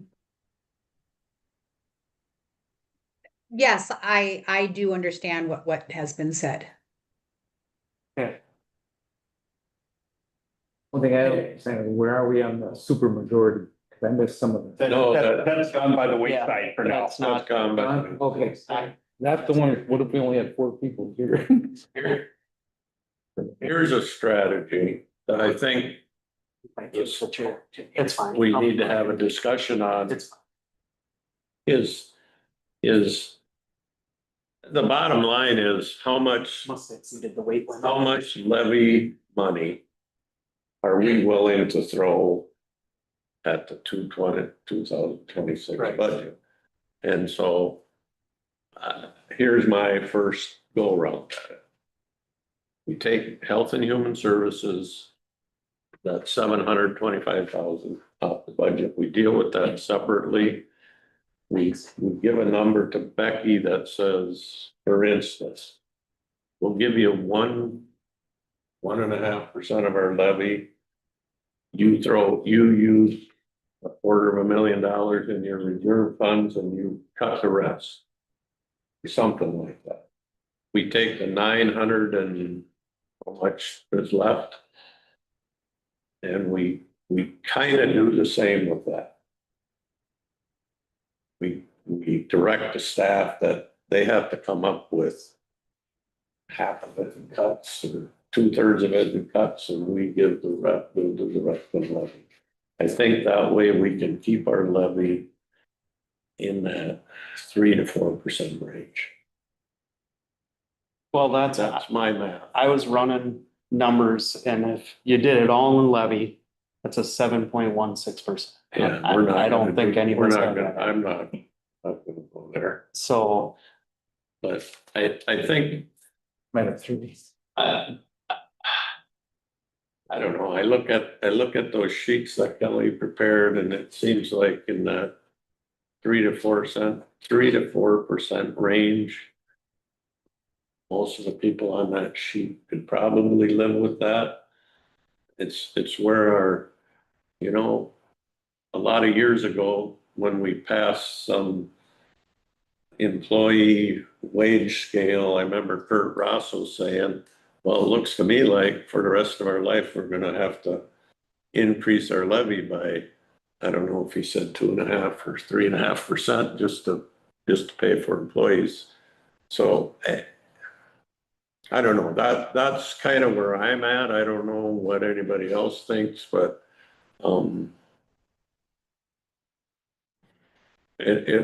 it's all, I throw it out there so we can get off a dime and have a discussion. I agree, I think that's always been our strategy.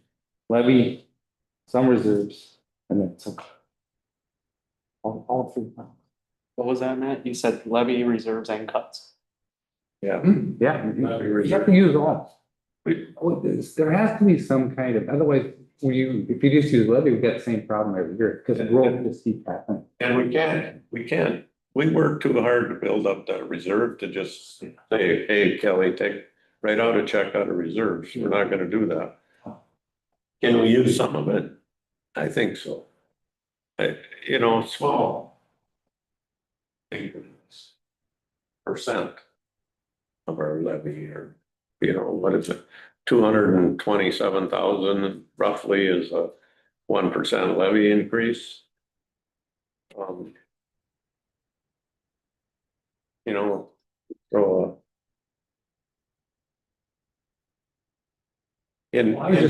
from 2024 to 2024-5, Kelly, what did we end up after we paid all of our bills in March of this year? How much did our reserve account net out? We're still working on the audit, Okay, but it stayed about levy or level, yeah, about flat. right? Hoping you'd say it went up 300,000. Right? What are you thinking, JJ? Well, if it was me trying to balance something at home, I would look at, some kind of thing, what I can cut, how I can make more money. Or what I can sell. And I guess if we still have $35 million of land sitting there. That we're competing with the DNR and we're competing with state parks, and there was one, I guess nobody even remembered, of 40 or 80 acre piece sitting up the highway on, the Daughters of the Revolution, another piece of public land that's nobody uses. I mean, even kind of ties into what you were saying about trails. We have abundance of trails that aren't even being taken care of properly or maintained. I just think if we need some money, which we do, and to not to raise people's taxes, we got to rethink these, massive land holdings that we have. And it also brings in revenue every year through the tax process. I don't know how to speed that up. I guess in my mind, I think just call the realtor and find a $1.6 million piece of land and just give it a shot. Do you have a levy number in mind? With what I just said, 0. I mean, I wouldn't lose if I wouldn't sell the furnace to my home to help balance it because you need heat. I wouldn't, give up my food because we need nourishment in it. But if I'm sitting on something that I'm not using, that we have an abundance of, you look at all the other public land that we have that people are already paying for out of that tax pocket, to me, it just seems clear. It's been my position for, this term, last term, and actually for the last 25 years. Thanks for asking, Roger. As far as the levy is concerned, I asked the question about what our new growth was. And you did come with that a while back, at our last meeting. So thank you for that. And it's a hard number to get to. It really is. Yeah. And you have to take that not just by itself, but so it was 1.1% growth. Then we look at what's our population doing? If our population is going down, and that, then there's something, a population is steady or increasing, well, then maybe that gives some sort of legitimacy to that number. You can feel more comfortable with it. So initially, when I, at the beginning of the year, I mean, I really was set on a, if at all possible, at 0, however, I have, unfortunately, this legislative and national situation has placed us in a position where, I didn't think we were going to be, and so how do we deal with that? So, I mean, putting the two together, I mean, I'm okay with a 2.1, and 1.1 on our growth. I think that holds everybody at 0. And then a 1% just because we've got all this stuff shoved down on us, and beyond that, I just have I'm just thinking about our taxpayers, and we have already, I mean, when we're sitting here, and this is our job, and this is what we do. It's important, and it's really important. I think of our employees and our people, but we look at the big picture of all of our, our 30,000 residents, out there and what's important to them. I have a hard time just raising the levy. I just really do.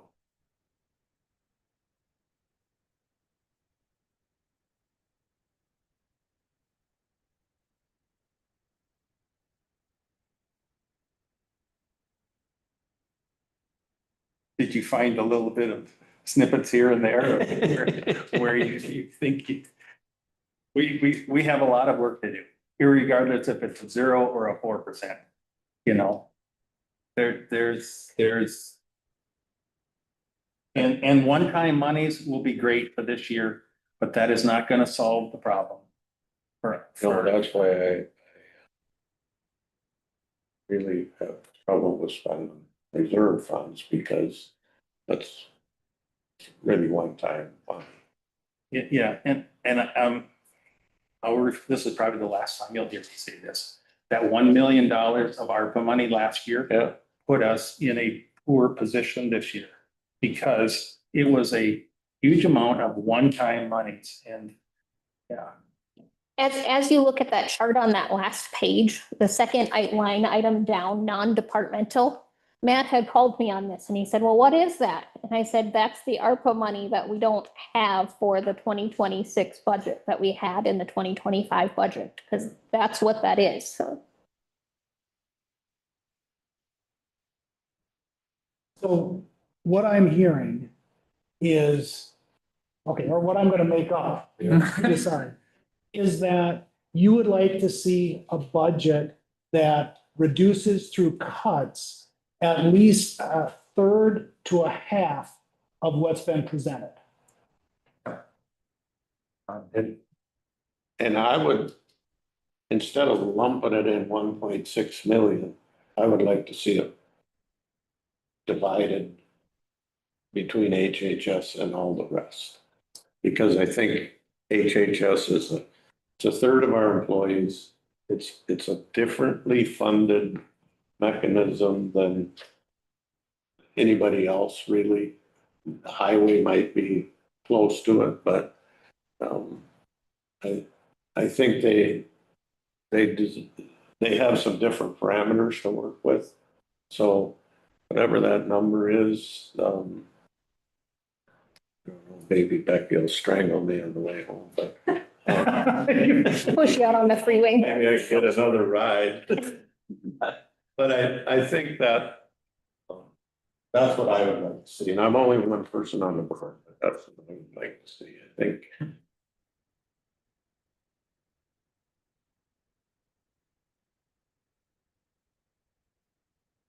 don't know, if that gives. I think you summed it up well, David, I think. And you'll schedule that for not before the 5th of September and we'll be well prepared. And I heard anywhere from a 2 to 4% in levy. From a 0 to a 4. Or 0 to a 4. And then some reserves. So them are the numbers. Okay. And there's a lot of work that needs to be done. I'm looking to the three right here primarily. Is that realistic to come back on September 2nd? That's the next regular meeting? Or that seems like a really short turnaround? And you have until the end of September to have your preliminary levy.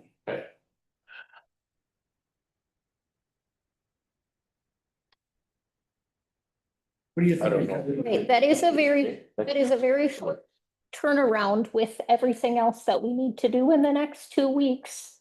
Yet September 30th is very soon thereafter. I hate to even say this, but maybe it's one time in my life where I could put the blinders on for September 30th. Because we can get past that date without setting our Budget. You know, and I know that's difficult to do. And we have historically not done it, but So we do have stuff. I mean, if it doesn't happen by next meeting, we got the meeting after. So you could either do a special meeting on the 9th or wait until the 16th. But if you want, if on the 16th, you got a budget that made a third to a half of reductions in cuts, that really seems like it would be most of the way to a solution. yeah. And so then you'd still have a couple of weeks left in September to tweak or finalize or get whatever you need to do to get comfort with the preliminary levy amount knowing that the budget may not be completely tied out, but gets to the point where have a comfort. level. That's what I'm trying to say. Yeah, I heard. Yeah. And my question is, are we using the $2.2 million or are we using the $1.6 million? In my mind, I was using the 1.6. Okay, Already, you can't use that same, I can't use that again. well, you can, but you're not the federal government. Thought I'd seen even cheaper than that, less than that. Somewhere, thought it was like 0.6. Yeah. All right. Anything else on budget?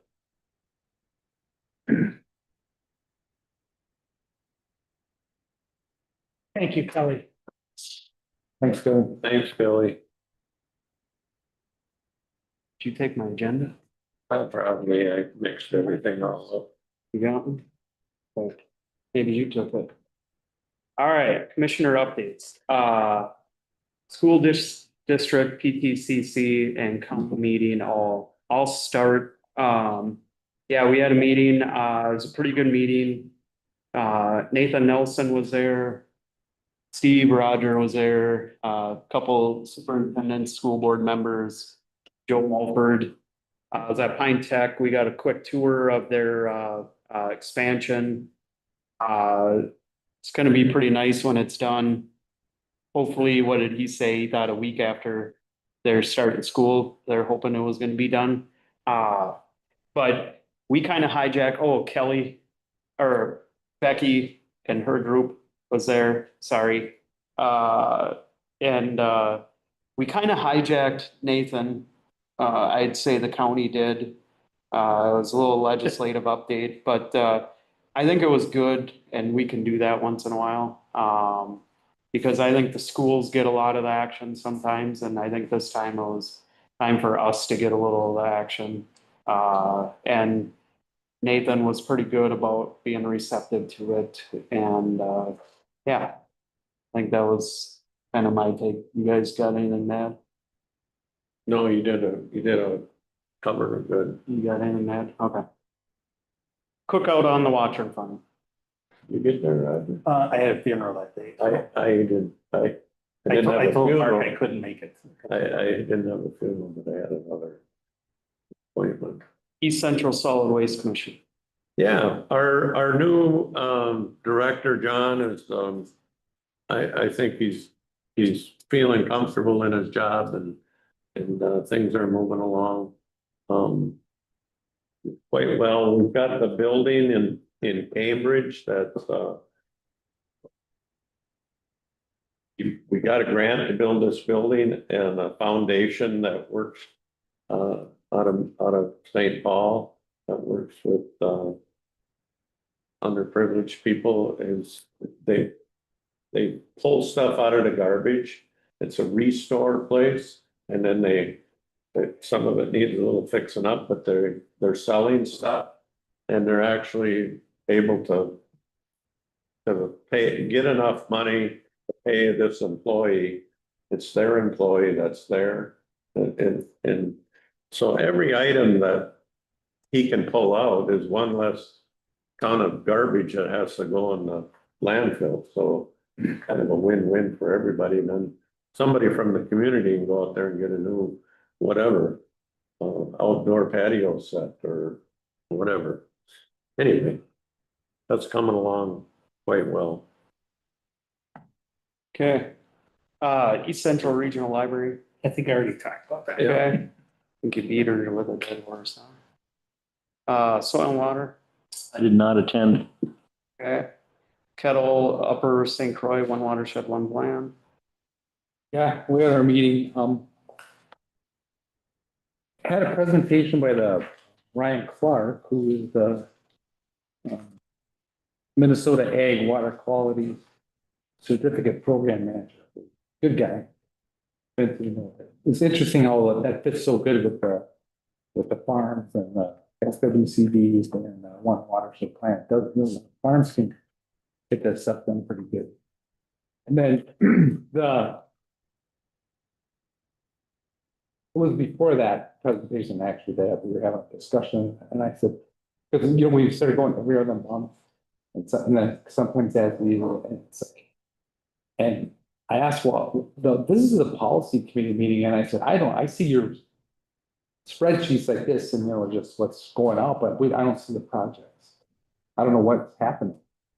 So I put in a formal request that said, if we're gonna do this, I wanna see just a little summary of projects that are happening and in development, so we can have, because we need to have some oversight of just what's happening. And they said, fine. And which then spawned that conversation about who knows what's happening with the DNR and all this other stuff, so there's a lot of discussion. And then Kim Johnson from our last meeting, he was wondering about the grant management and all that happens, and Kelly did a good job. Because of, when we have a fiscal hole, then money gets invested while it's sitting there, because we talked about that 2 meetings ago. And so then he was thinking, they wanted to say, well, shouldn't that be the watersheds stuff? And she said, well, you want to manage all this stuff and do the grant out of it? Well, no, we'll leave it as is under the way the contract's written right now, but it will be revisited in the future. So that was pretty much it. Sounds good. Library, I had another commitment, I couldn't make it. I know it was Judge Martin's last one, kind of going away. Correct, yeah, it was mostly brief. It was me, Kevin Hofstad and Judge Martin, and Bonnie provided some sandwiches and we approved the various, looked over the budget, and that was about it. Okay. Sounds good. Is there any other meetings, anybody? Actually, Commissioner Moore and I went to a meeting, Lindsley put together with a manufacturing plant in Pine City called Brokema Beltway. And first of all, I was blown away by the great facility they have. And I told the people giving us a tour, I hope my wife never gets a tour and sees how clean a shop can be. And it was remarkable. But the bottom line is they are ready to invest in a $5 million machine that would do some foraging on site. They make conveyor belts, they call them, but for like potato harvesters, sugar beet harvesters. And so if International Harvester is making it or whoever makes it, they use their belts to lift the product, and it shakes the dirt out and loads it in a truck. Anyway, it's a pretty amazing facility they have. And so they're ready to make this huge investment, $5 million. The problem is the place that makes the machine that they want to buy is in Germany. And so they had Congressman Stauber there to talk about how the tariffs, they're unwilling at this point to pull the trigger, because one day the tariffs are 15%, one day they're 35%. One day last week they were 50%. And they can't, the ROI is not there to spend $7.5 million on the thing. They can invest $5 million. So apparently somewhere in the big beautiful bill, there's some carve outs that maybe they can do to increase manufacturing. And is that it in a nutshell? Yeah, he's working on some things. Said he was gonna try to help them, see what happens, but. And then the best part was Josh and I, wrangled him in the parking lot as he had one foot in his car and he was trying to leave, but we held him there for a while and talked about the SNAP program. And just so everybody understands, there's some penalties if the state of Minnesota has an error rate over 6%. And I said, well, we can't do anything about the rest of the state. Becky got me the numbers. In Pine County, our error rate is 0 on one program and 3%. Over years. Okay, so we are not the issue. Problem is, if Hennepin County's the issue at 11%, we get penalized also. So, we'll feed them those numbers and see what they can do, but, because those SNAP cuts, the Pine County are real numbers. The added, administrative costs to us are real numbers. And so, we're worried about that. And that was kind of the big thing is we just kind of opened that line of communication to his office and Becky's office. And, if that's what we did, we kind of took a little beating Yeah. and, it was fine. We had a We got, parking lot brawl. we And, got big shoulders. and that was all I said is if I can at least just open the line of communication here, that's all I wanted to do. So it sounds like they did it and, they'll be overwhelmed and hopefully we'll be one of the companies that he can champion and use. They say, look at how great the county's doing and I have no doubt that's what it'll be. And so, it was good and like you said, Brokema, it was awesome. It was cool to see that in our backyard, what they're doing worldwide. They ship that belting worldwide. It's just amazing. What were them 5 pallets they looked at? We're going to South America, to Europe. Out to Brazil, Yeah, the Central Valley in California, yeah, the Red River Valley in Minnesota, North Dakota. yeah. So, Big Lake, they were just over in Big Lake and actually watched the potato harvester work yeah, with their belts. so. Okay, any other meetings? Anything other to come before the board? Otherwise, take a look at your upcoming meetings. There is a few of them coming up and